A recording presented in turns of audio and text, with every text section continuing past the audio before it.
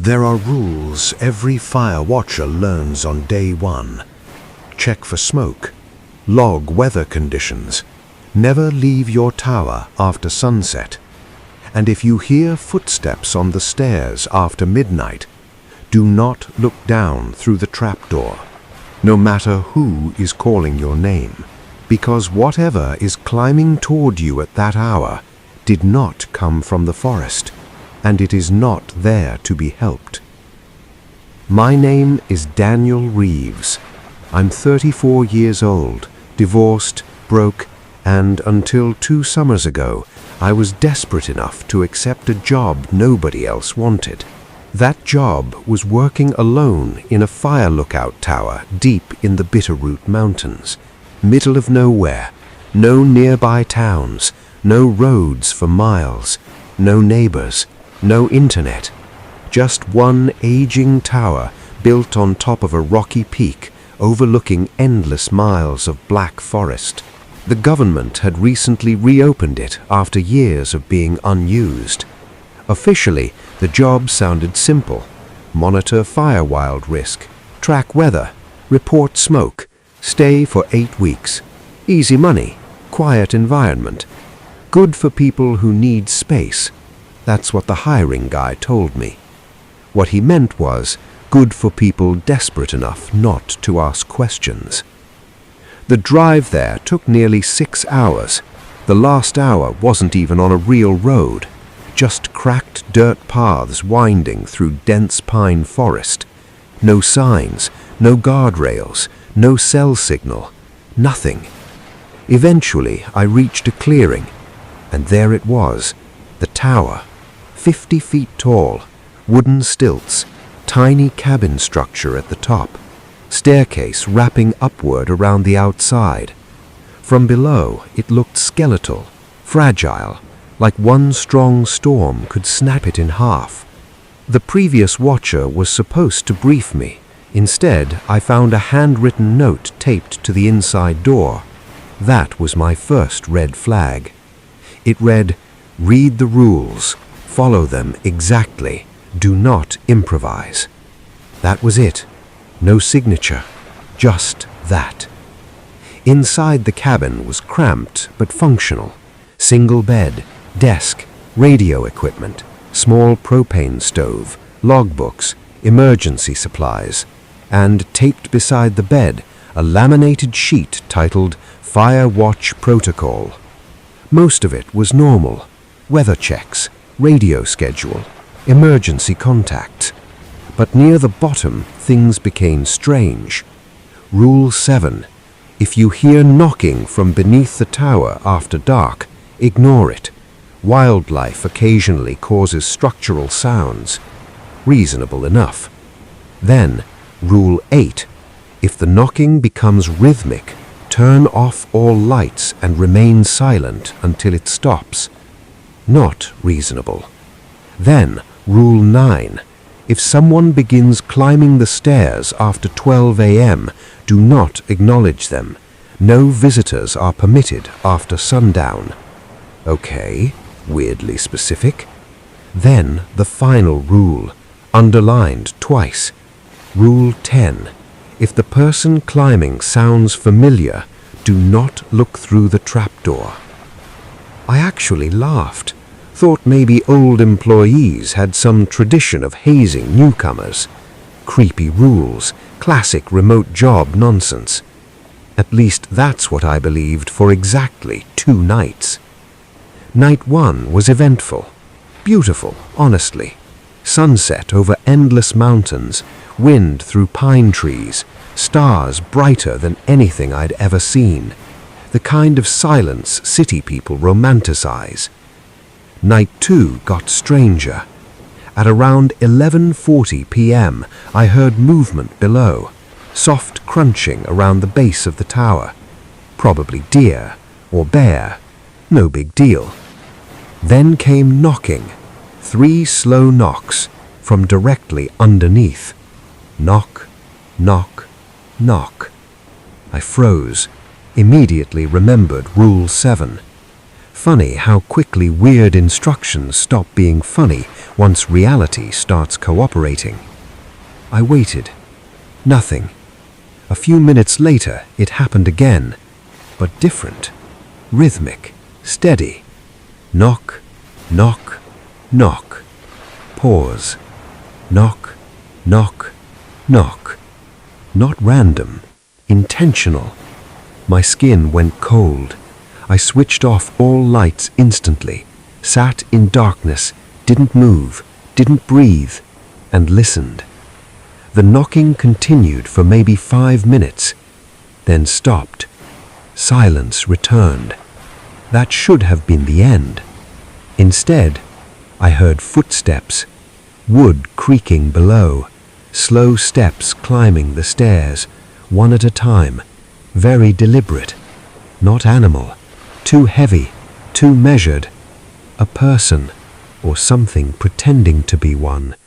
Step, creak, step, creak, circling higher around the tower, closer and closer, until I could hear each footfall clearly. 30 feet below, 20, 10. I stared at the trapdoor in the floor, the only entrance, bolted shut, heart pounding so hard it hurt. The footsteps stopped directly beneath me. Silence. Then someone knocked on the underside of the trapdoor. 3 times, gentle, polite, like a visitor.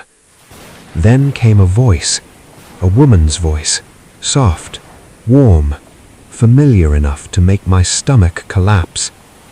Danny? No, impossible. My blood turned to ice, because that was my ex-wife, Claire. Not just similar, not close, exactly her voice, perfectly replicated. Same softness, same slight rasp, same cadence. Danny, open up. I couldn't breathe, couldn't process. Claire lived 1,000 miles away. There was no possible way. Again, please. Then quieter. I know you're in there. Every rational part of my brain screamed nonsense, hallucination, stress, isolation, prank, anything. But some ancient survival instinct knew better. I remained silent. The voice changed, subtly at first. The warmth disappeared, words flattening, emotion draining. Open the door.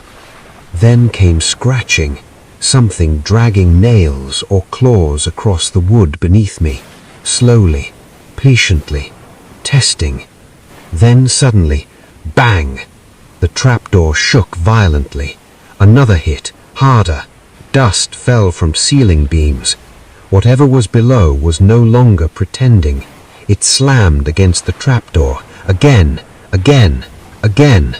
The wood groaned, bolts rattling. I backed into a corner holding a flare gun like it was somehow useful. Then, just suddenly as it began, everything stopped. No footsteps descending, no retreat, nothing. Just silence.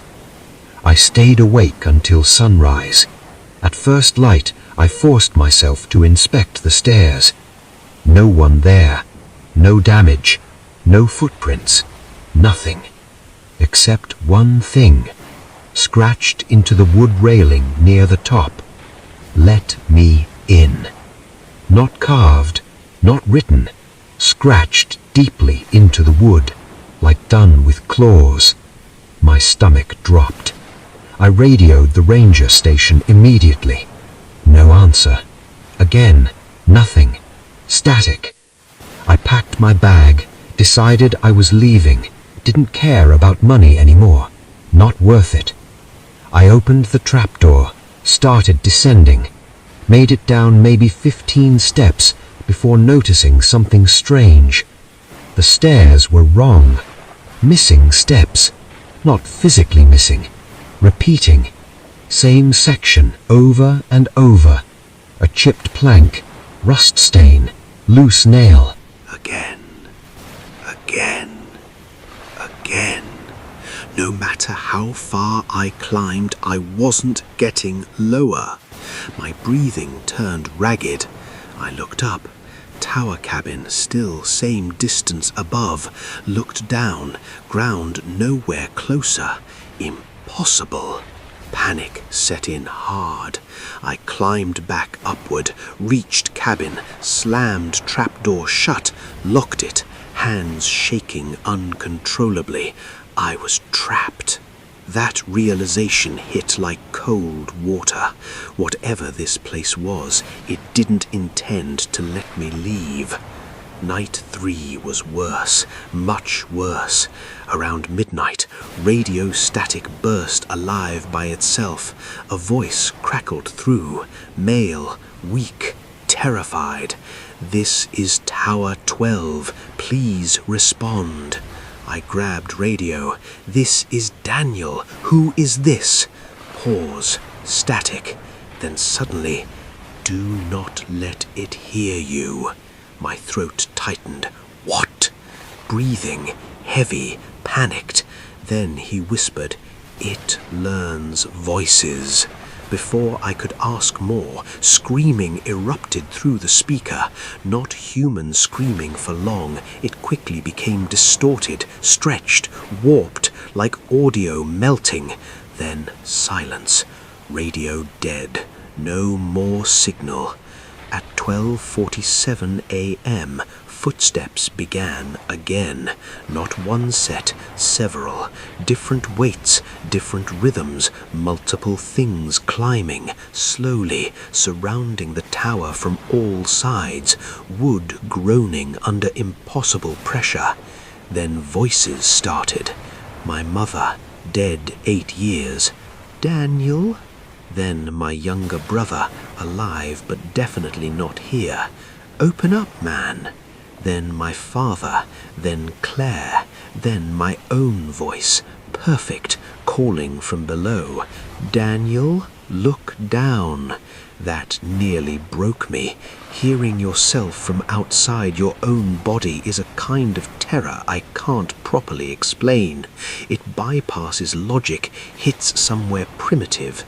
Then something began crawling underneath the cabin, not climbing stairs, crawling upside down beneath floorboards, heavy movement scraping directly below my feet, circling me like a shark, then stopping beneath the bed and knocking once from below.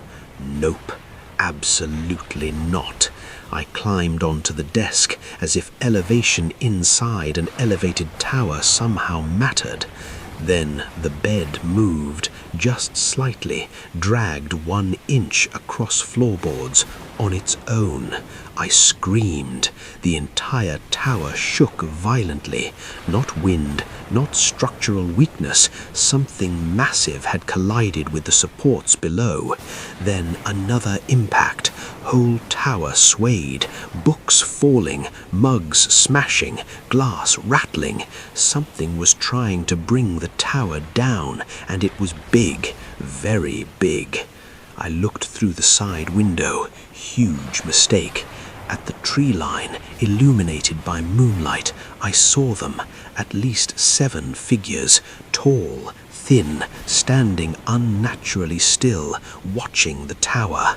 Too tall to be human, arms hanging too low, heads slightly tilted, and every face looked like someone I knew. Friends, family, ex-wife, co-workers, human features worn incorrectly, like masks made from memory.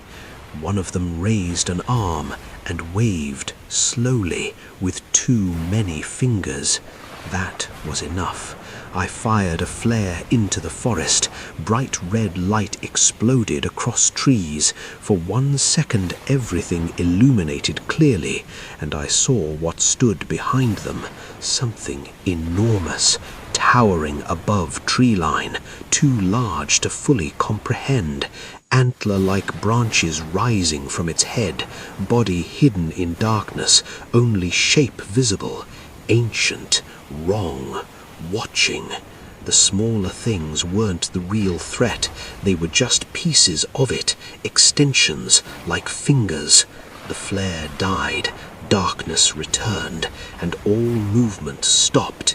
Then every voice outside spoke together in perfect unison. "Come downstairs." That broke me. Not fear, not panic, something deeper, a primal understanding that if I stayed until sunrise, I would not leave as myself. So I made a decision, risky, stupid, necessary. I grabbed emergency rope, tied it to window frame, opened side hatch and jumped. Burned my palms raw, sliding down, hit ground hard, rolled, ran, didn't look back. Branches tearing skin, roots tripping feet, pure blind survival. Behind me, dozens of footsteps, not chasing fast, just following, like they knew speed wasn't necessary. I ran until dawn, eventually reached the highway, collapsed. A truck driver found me, hospitalized, severe dehydration, minor fractures, shock. Authorities investigated. Tower was gone, not abandoned, gone. No structure, no foundation, no records of employment, no fire watch station, nothing, as if it never existed. But last month, I woke at 12:47 a.m. to soft knocking beneath my apartment floor, 3 rhythmic taps, and a familiar voice whispered through hardwood. "Danny?"